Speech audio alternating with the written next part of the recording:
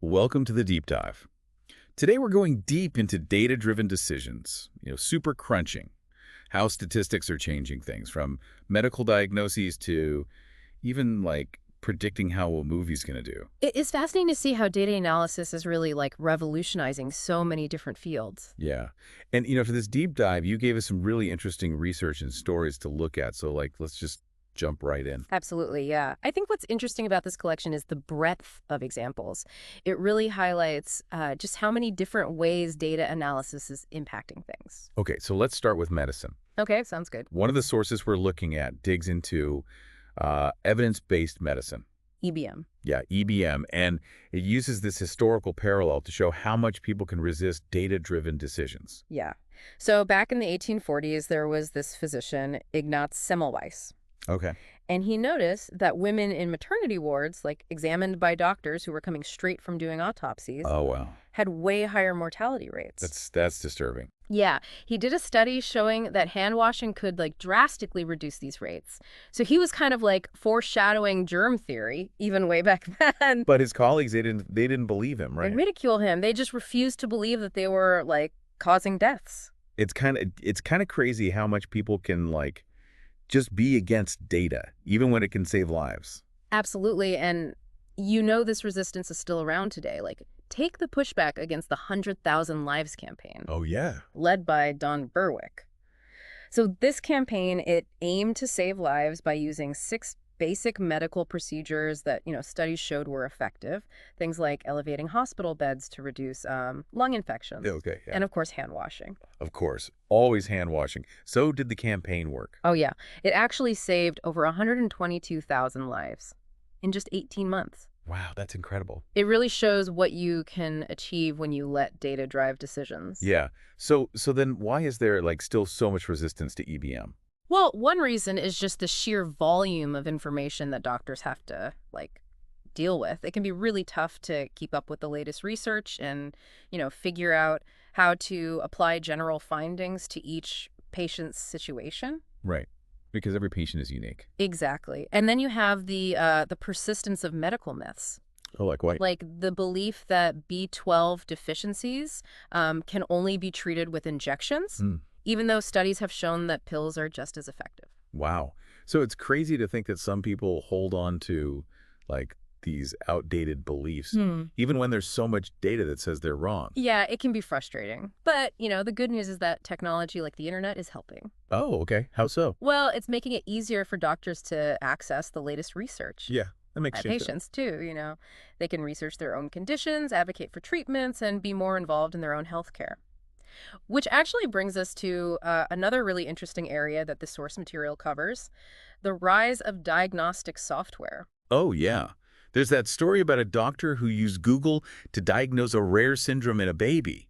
Like, other doctors were stumped. It's a great example of how technology can fill those gaps in medical knowledge. And we're seeing even more sophisticated software being developed, like Isabel. Isabel. Yeah. It uses this massive database to help doctors consider a wider range of possible diagnoses. It's kind of like a superpowered checklist to help reduce misdiagnosis. I mean, that's a big deal because from what the source says, misdiagnosis is a serious problem. Absolutely. And the rate hasn't really improved over the years. Right. So Isabel is like a perfect example of how data analysis can really address that. Okay, so that's pretty amazing. But is it like the end of the line for this type of technology? Oh, no, we're just getting started. Medical records are becoming more and more digital. That means we're going to have even more data to refine these algorithms. Okay, so where's all this going? Well, the source talks about real-time epidemiology, where electronic medical records are constantly being analyzed. It's about identifying patterns and, potential outbreaks. Wow, so it's like an early warning system for disease. Exactly. It shows just how much potential data analysis has to transform healthcare. Yeah, that's really cool. Okay, so we've seen how powerful data analysis can be in medicine. Right? What about other fields, though? Does super crunching really hold up against, like, human experts? Well, one of the sources talks about this study where they basically had a statistical model go up against 83 legal experts. Okay. They were trying to predict Supreme Court decisions. Oh, wow. And guess what? The model was better. It predicted the outcomes more accurately than all those legal experts. That's really interesting. So does that mean the computers are, like, smarter than us? Well, it's a good example of how statistical models can sometimes do better than human intuition, even in areas where we assume, experts have the advantage. And this isn't the only example. Back in the 1950s, a psychologist named Paul Meehl, Right. he wrote this book called Clinical versus Statistical Prediction. What was that about?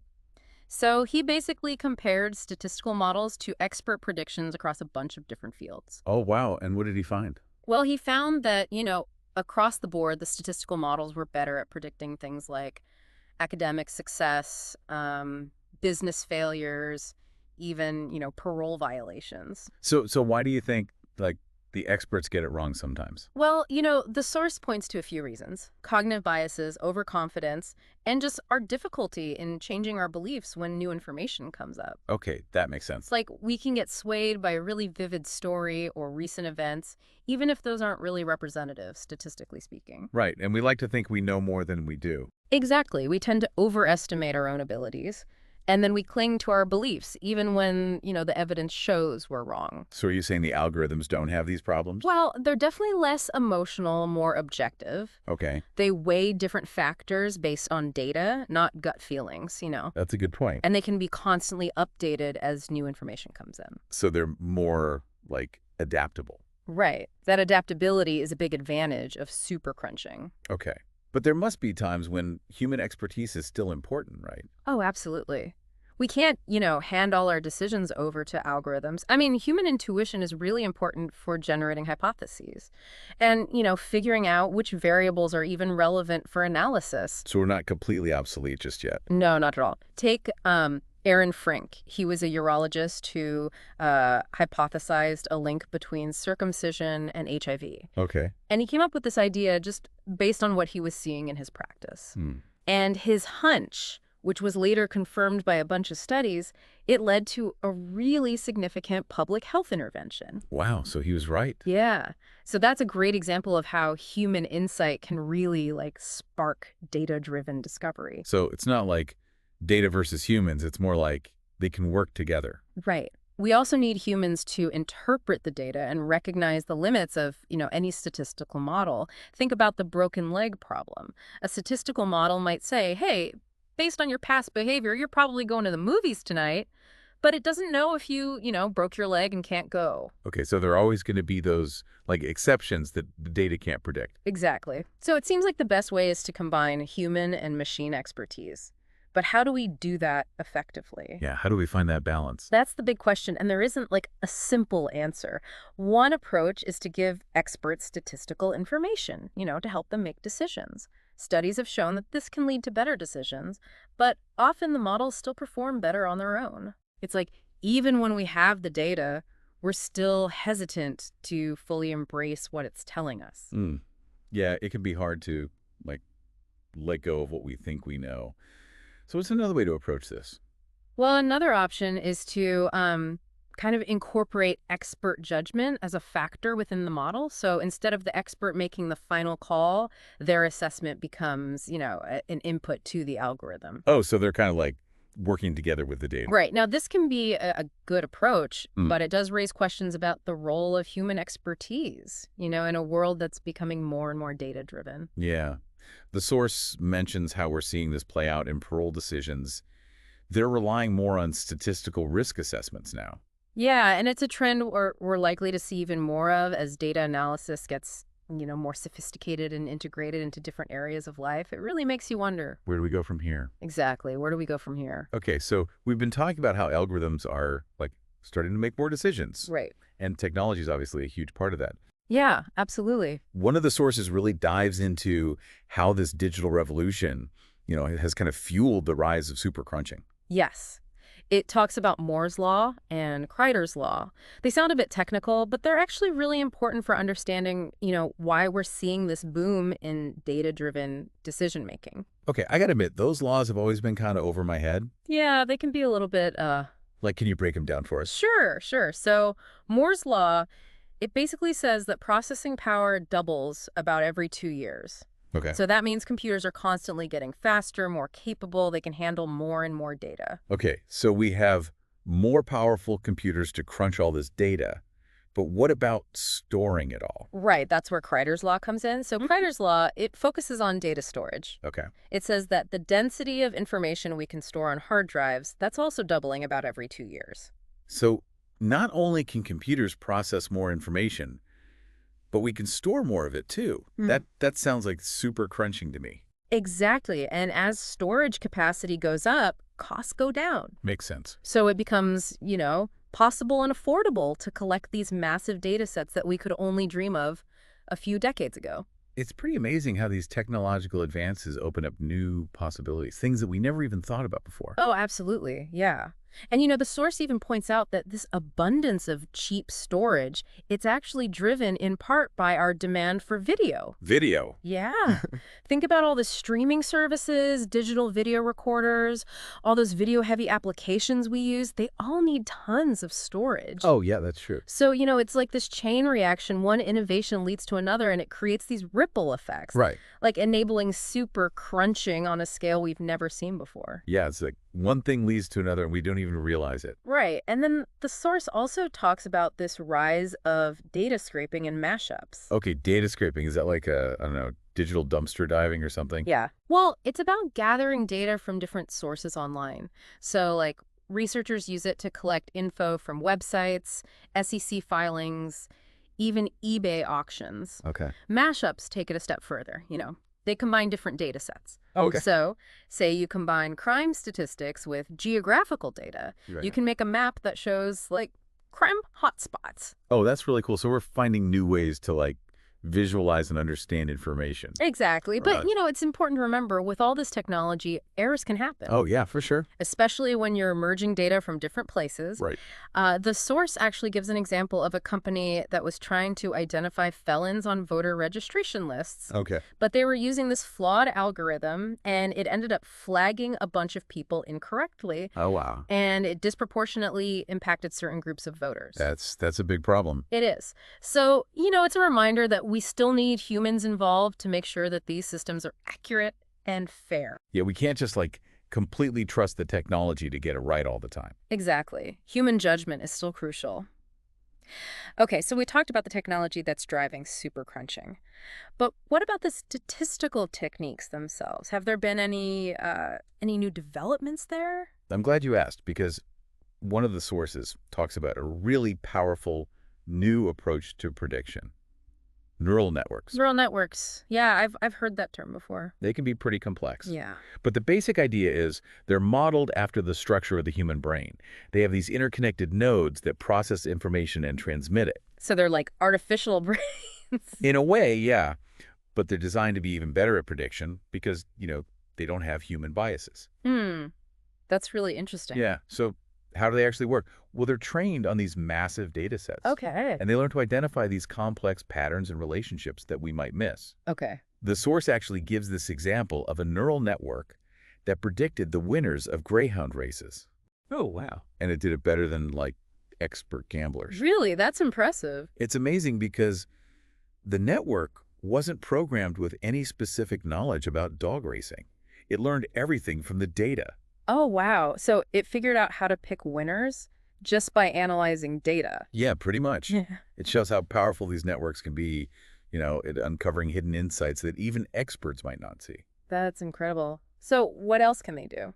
Well, the source talks about this company called Epic. They're using a neural network to predict how much money a movie's going to make. Box office revenue. Yeah, box office revenue.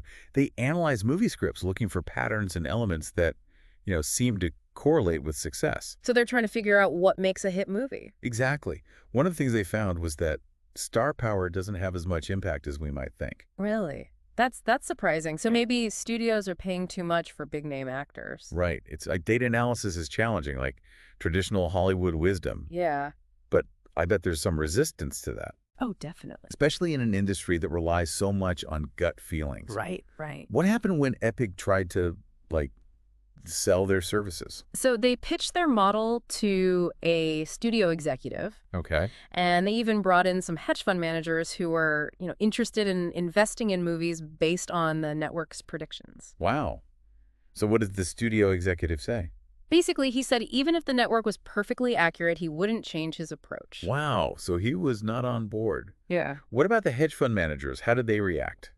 Well, they were actually excited about the resistance. Really? Why? They saw it as a market inefficiency that they could use to their advantage. Oh, interesting. They figured if the studio was so against using data, they could use EPIG's predictions to find, like, undervalued movies and make money. So they're basically betting on the studio's stubbornness. Yeah, pretty much. Wow.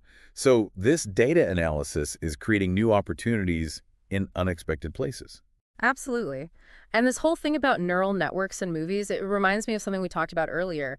People are often more open to super crunching in areas outside their expertise. Yeah, that's true. Like we're more willing to accept the power of data when it's not like threatening our own, expertise or intuition. Exactly. And the source gives some really interesting examples of areas where data-driven thinking is facing resistance, like book publishing.